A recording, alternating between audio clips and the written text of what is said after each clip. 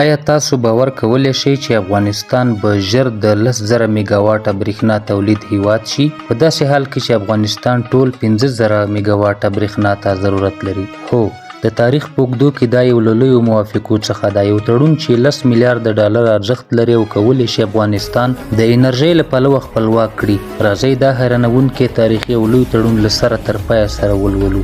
لومړی برخه تړون څه دی؟ د 2015 کال د اګست په 2مه د افغانستان د اوبو او انرژۍ وزارت د عزیزي انرژۍ شرکت سره د 10,000 میګاواټه برېښنا د تولید انتقال او توزیع هوکړه لاسلیک کړه. د دې پروژې ارزښت څه کم 10 میلیارده امریکایي ډالر دی. په دې تړون کې عزیزي ګروپ ژمنه کړې چې افغانستان ته به د برېښنا یو ستر تولیدي ظرفیت برابروي چې تر راتلونکو 7 نه تر 10 کلونو پورې به پوره عملي شي. دوهمه برخه برېښنا چیرې او څنګه تولیدیږي؟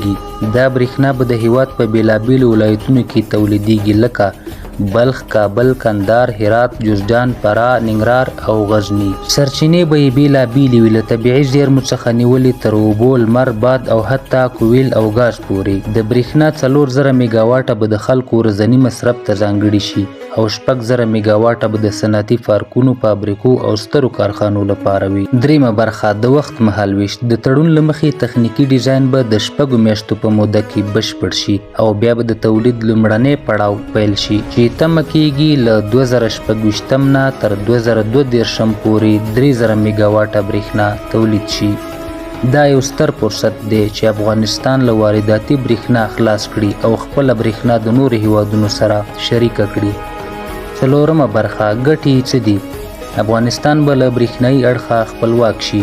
له ایران، تاجکستان، ازبکستان او ترکمنستان نه به د برېښنا اخیستل کم شي. 1.5 لک افغانانو ته به د کار زمینه برابره شي. صنعتي ودې ته به لاره هواره شي. ملي عواید به زیات شي او تر ټولو مهمه دا چې افغانستان به د انرژۍ صادروونکی هیواد شي، نه واردوونکی. پنځمه برخه شکونه او ننګونې. البته هره لویه پروژه شکونه هم لري. خلک وایي عزیزي ګروپ پخوا هم ځینې ژمنې کړې وي خو پوره نشوې، لکه د روغتونونو جوړول یا د یتیمانو پالنه. نو ولس غواړي وویني چې دا پروژه عملي کیږي که یوازې یوه ژمنه پاتې کیږي. دا خبره هم مهمه ده چې د امنیت، تخنیک، مالی مدیریت او سیاسي ثبات له پلوه دا پروژه ډیره پیچلې ده. شپږمه برخه پایله او پیغام. که دا پروژه پوره عملي شي نو دا به د افغانستان د تاریخ یو ستر تحول وي. یو هیواد چې 80% برېښنا یې له بهره راځي کولی شي خپل خلک روښانه، فابریکې فعالي او اقتصاد پر خپلو پښو ودروي.